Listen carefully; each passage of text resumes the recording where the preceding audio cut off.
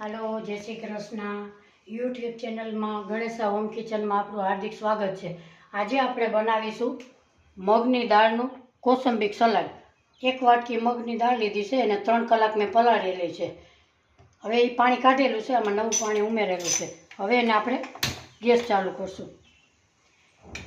એમાં આપણે દાળના પ્રમાણમાં અડધી ચમચી નિમક નાખશું અને થોડીક હળદર નાખશું.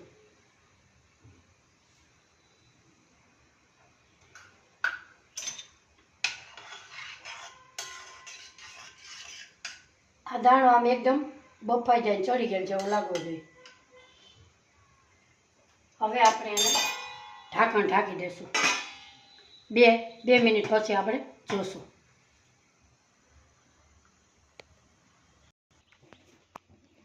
હવે આપણે દાળ જોઈ લઈશું ચડી ગઈ કે નહીં.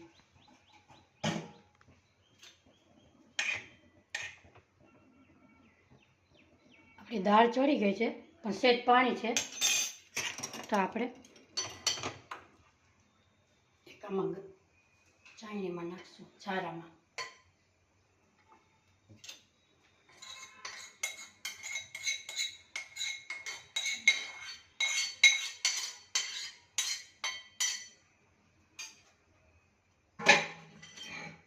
એ ઠરી જાય ત્યાં સુધીમાં આપણે એક પ્રોસેસ કરી લઈએ.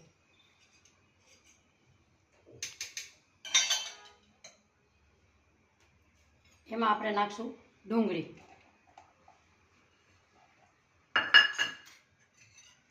ટોપરાનું ખમણ, પેપ્સિકમ, લીલી માંડવીના દાણા, લીલું મરચું, કાકડી, ખીરા કાકડી લીધેલી છે, ગાજર, ટમેટો,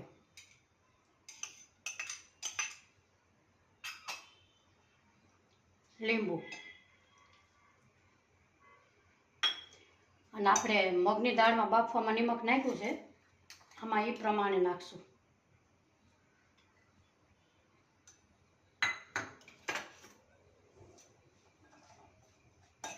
હવે આપણે ગેસ ચાલુ કરશું અને એમાં એનો વઘાર મૂકશું.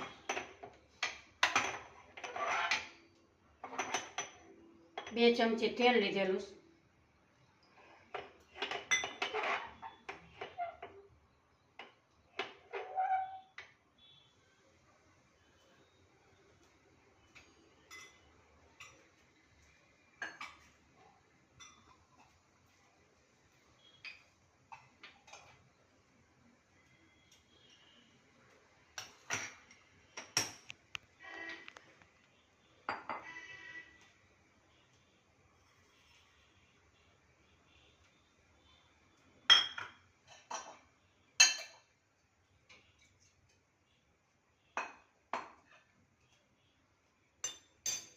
એમાં આપણે રાઈ નાખશું,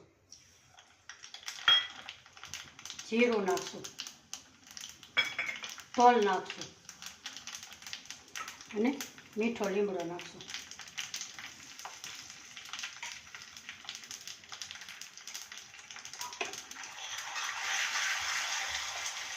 એ આપણે આમાં નાખશું.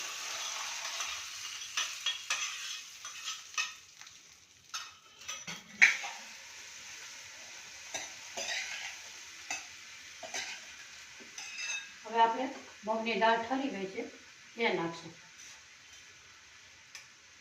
મારો વિડીયો જોતા હોય તો લાઈક કરજો, શેર કરજો, સબસ્ક્રાઈબ કરજો. આ કોસંબીક સલાડ ખાવાથી પૌષ્ટિક છે. ડાયટિંગ કરતા હોય એના માટે ખૂબ જ સારું છે.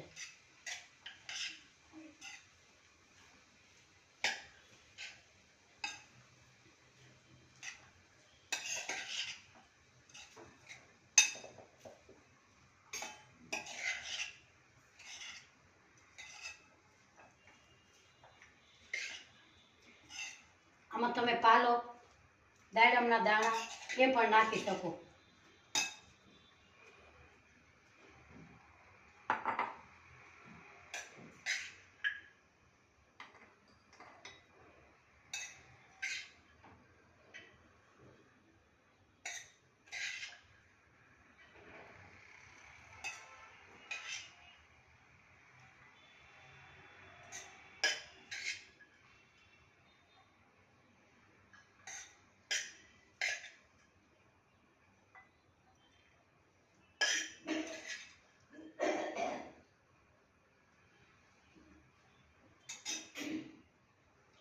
એકવાર ખાશો તો વારંવાર બનાવવાનું મન થશે.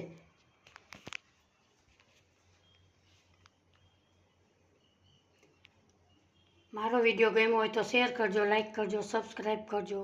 ફરી મળીશું નવા વિડીયોમાં. આવજો, બાય, ટેક કેર.